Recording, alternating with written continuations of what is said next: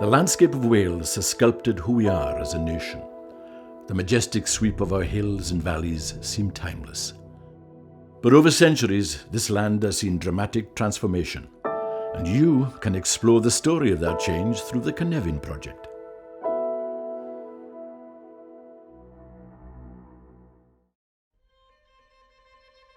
The tithe maps of Wales were created in the 1840s, and there is one map for almost every parish in Wales. Together, these beautiful documents create a national portrait of Wales at a pivotal point in our nation's history.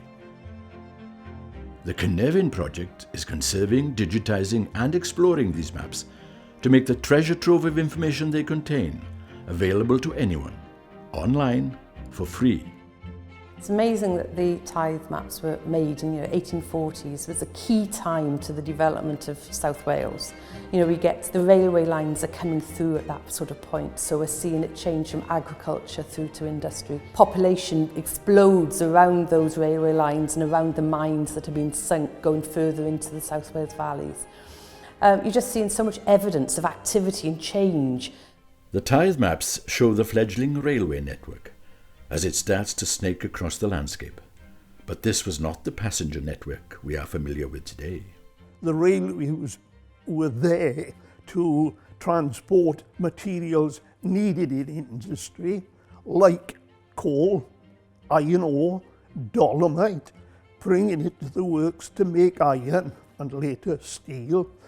But it also was there to transport coal to the docks. These new connections changed the fortunes of many towns.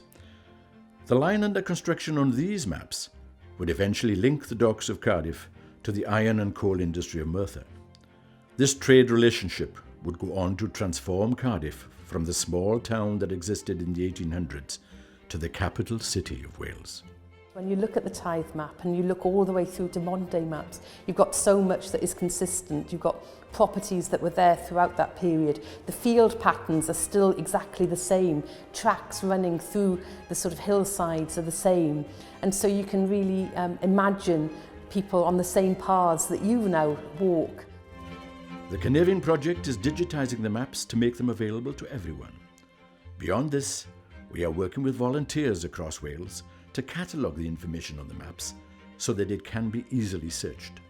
Anyone can volunteer online with the project. All you need is internet access, so you can do it from home or you can do it from a local library, for example. If you volunteer with the project and contribute to the project, you are creating a connection between the past and the present.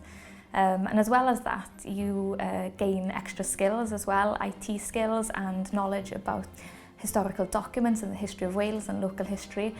I've put quite a lot of hours into volunteering on Cynefin, and so often you're doing it and you come across really interesting little asides. Like I was looking at the Abergavenny maps and going back and forward in time and seeing how the area around where I live has changed so much, so that's like a little bonus. You can help the Cynefin Project investigate the history of Wales by visiting our website, cynefin.wales. Join us now and start your journey through the history and heritage of the landscape of Wales.